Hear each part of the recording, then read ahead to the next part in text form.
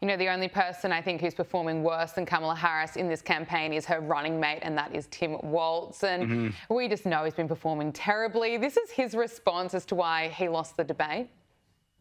I said, one thing is I told people, I said, I'm not that great a debater. I was a school teacher, so I'm trained to answer questions. You know, that's not a good debating skill. I told people, Alex, just how damaging has Tim Walz been to Kamala Harris's campaign? Well, Kamala Harris got in trouble for lying about working at McDonald's, so she had stolen Mick Valor, but he actually had stolen valor. He said that he carried weapons and fought in the Middle East when he was really just in Europe. So he's a liar. He's been caught lying multiple times. And you're right, the only worst person to Kamala Harris in this campaign is Tim Walz. And also, you know, people create the narrative that he wants to put tampons in the boys' restroom, which is true. So think how absurd that is, that he wants to spend government money to put women's supplies in the boys' restroom. I mean, he's absurd. He's untalented. And if the DNC really had any gall, or if they really cared about their people, they would have picked Josh Shapiro in Pennsylvania, the governor of Pennsylvania, in the most important state, but they didn't because they want to appease the pro-Palestinian crowd. So I hope that them choosing Tim Walz is the nail in the coffin of the Kamala Harris campaign. Yeah, I think you might be right. If she's not the nail in the coffin, I think he might be. Look, former President Barack Obama, he's back in the spotlight trying to help out Kamala Harris, and this time he decided to rap for an audience. Now notice my palms are sweaty, knees weak, arms are heavy, vomit on my sweater already, mom's spaghetti. I'm nervous, but on the surface I look calm and ready to drop bombs, but I keep on forgetting. Alex, what is he doing? Well, you know, you have to give it up to Barack Obama. I don't like his politics, but he is a talented orator, and that's why he won in 2008 and 2016.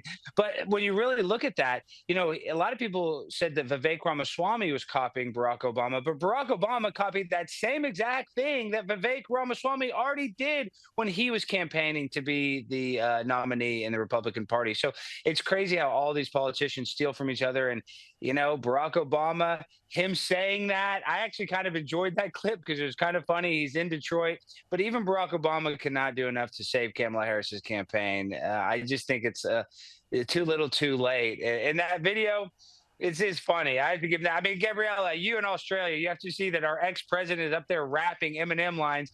You might need to be a little worried about the state of America, but at least you guys probably find us entertaining.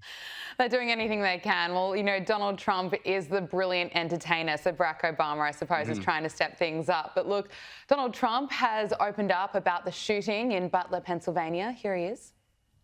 And my faith took on new meaning on July 13th in Butler, Pennsylvania, where I was knocked to the ground, essentially, by what seemed like a supernatural hand.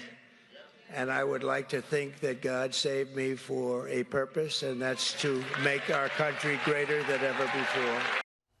I do think it's incredible to hear him speak about this. And, you know, the left-wing media would just rather forget that those assassination attempts, you know, ever happen. They don't really want to bring it up. So I think it's important that Donald Trump speaks about it. It's incredibly important. I mean, it's been memory holds. Here in America, people aren't even really talking about that assassination attempt, especially on the left. And it's crazy that the rhetoric behind it was that he almost deserved it. You heard people in the mainstream media saying that he deserved it for the way that he spoke. So I don't know. It's a really sad state of affairs where a presidential candidate got shot and it's not talked about 24/7. And that's the case. And that's why I appreciate you guys talking about it, because what's sad is this is probably not going to be the last attempt. I think Donald Trump is in a very dangerous spot, especially if he wins. There's a lot of people that want to take him out. And whether you want to say it's a deep state, Secret Service conspiracy, I don't know if it's that, but it only takes one crazy person and a DEI-trained Secret Service that's protecting him for him to be taken out. So I'm very worried that this is not the last time that Donald Trump potentially could be shot. And I hope that doesn't happen again. Absolutely. And after those comments from Kamala Harris today, people are back on Twitter saying pray for Trump. Donald Trump is set to record an interview with podcasting giant Joe Rogan. Joe Rogan confirmed that Donald Trump will be joining him in his Austin studio, posting it on social media. Alex, what can we expect from this, and what impact do you think it's going to have on voters?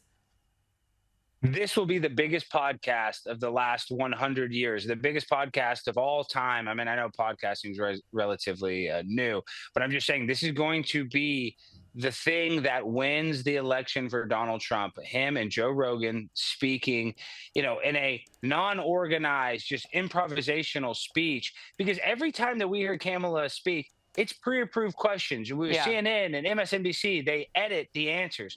With Donald Trump, you're not going to get that. Joe Rogan is considers himself a libertarian, considers himself right in the middle. So he's going to air whatever they film. So I think this could be what actually puts Donald Trump over the top. And it's going to be great. I can't imagine sitting there and talking to the president for 2 hours, and Joe Rogan's going to be talking about hunting elk and running up hills, and Joe Rogan is going to tell him about his time in Hollywood, and Trump's going to talk about his experiences. So it's just going to be two of the most popular people here in America getting together to have a long conversation. It's going to be entertaining, and I cannot wait to watch it this Friday. Absolutely. I can't wait as well. Just in contrast to Donald Trump, how he performs compared to Kamala Harris in interviews, let's just look one more time at how Kamala Harris performed on NBC News. She was asked about the Joe Biden cover-up. Can you say that you were honest with the American people about what you saw in those moments with President Biden as you were with him again and again, repeatedly in that time? Of course. Joe Biden is an extremely accomplished, experienced, and capable in every way that anyone would want if they're president. You never saw anything like what happened at the debate night behind closed doors with him? It was a bad debate. People have bad debates. He is absolutely. But that's the reason why you're here, and he's not running for the top of the ticket. Well, you'd have to ask him if that's the only reason why. Kamala Harris doesn't even try to sound believable as she really kind of stabs Joe Biden in the back, looking lost for words, describing him rather as accomplished and capable. But she goes on to insist that she's going to be different than Joe Biden.